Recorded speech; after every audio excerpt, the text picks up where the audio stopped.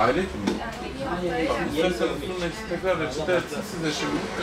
Ben tekrar buraya mı geldim? Şimdi reçete sabah saptan atsa da.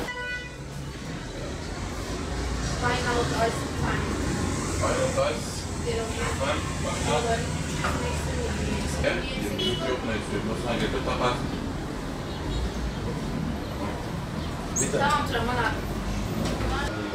Yok tamam şimdi Hande getirsin. Bunlar senin.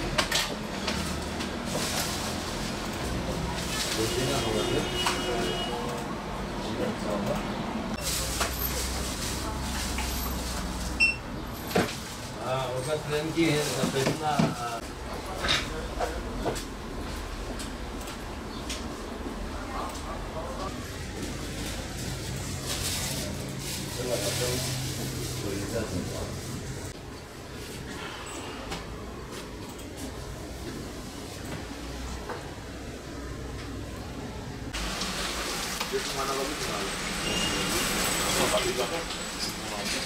بيجيكم حاكمين يكونوا مالك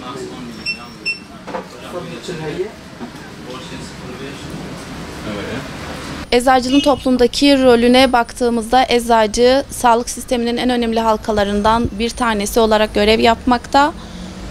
Halkın direkt ilaca ve ilaç danışmanlığına ulaştığı bir sektör olarak rol almaktadır. Güvenilir ve bilimsel bir hizmet aldığı bir alan oluşmakta halk için. Bu da çok değerlidir. Tedavinin en önemli basamaklarından bir tanesi ilaç sektörüdür ve ilaç sektörü hakkındaki en yetkili kişi eczacılardır. Gerek aldıkları eğitim ve gerekse sahada yaptıkları çalışmalar olsun çok önemli bir rol üstlenmektedirler. Eczacılar sağlık sektöründe ilacın üretiminden tüketimine kadar her aşamasında yer alan ilaç danışmanlığından, ilaç üretiminden, kontrollerden ve yan etkilerinden her alanda sorumlu olan kişilerdir. Bu bağlamda eczacılar önemli bir rol üstlenmektedirler tedavide. Sağlıkta her şeyin sonu tedaviyle bitmektedir, doğru tedaviyle bitmektedir.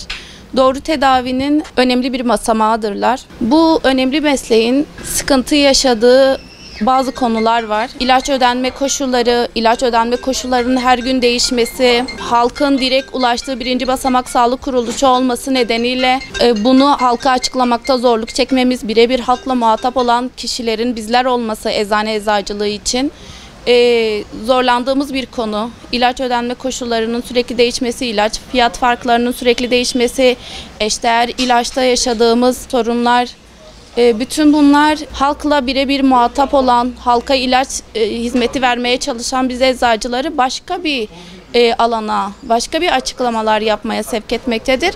Bütün bunların çözümü bence sistemlerin birbirine uyarlanması, entegre edilmesiyle çözülebilecek bir şeydir. Belli başlı sorunlarımız var ama en başında gelen ilaç yoklukları. Biz ilaç yokluğu sebebiyle hastalarımızla maalesef gün içerisinde çok karşı karşıya kalıyoruz. Eskiden daha fazlaydı, bir nebze azaldı ama hala büyük problemler yaşıyoruz. Devletten, SGK'dan isteğimiz biz eczacılar olarak bu ilaç yokluklarının giderilmesi.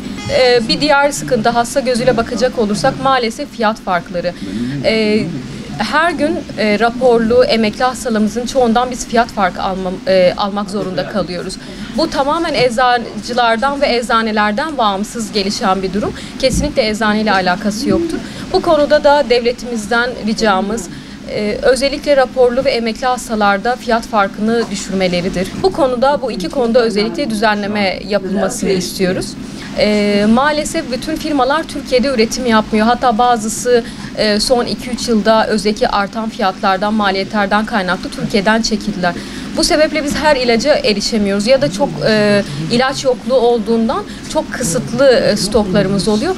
O sebeple biz hastalara eşdeğer ilaca kullanımını teşvik ediyoruz. Birebir aynı ilaçtır, etki maddesi tamamen aynıdır, güvenle kullanabilirler. Bu konuda hastalarımızdan ricamızdır. Eczacınıza, eczanenize güvenin. Eşdeğer konusunda içiniz rahat olsun. Tamamen aynı ilaçtır. Tabii ki biz birinci basamak sağlık kuruluşuyuz. Biraz daha şartlarımızın düzelmesini istiyoruz. Dediğim gibi Yok ilaçlarda mümkünse ilaç teminine gidilsin. Eşdeğer konusunda gerekirse kamu spotları oluşturulsun, hastalara bilgilendirme yapılsın. Sanayi konusunda biraz daha sanayi geliştirip yerli ilaca teşvik yapılabilir. Bu şekilde belki bu ilaç yokluklarının önüne geçeriz.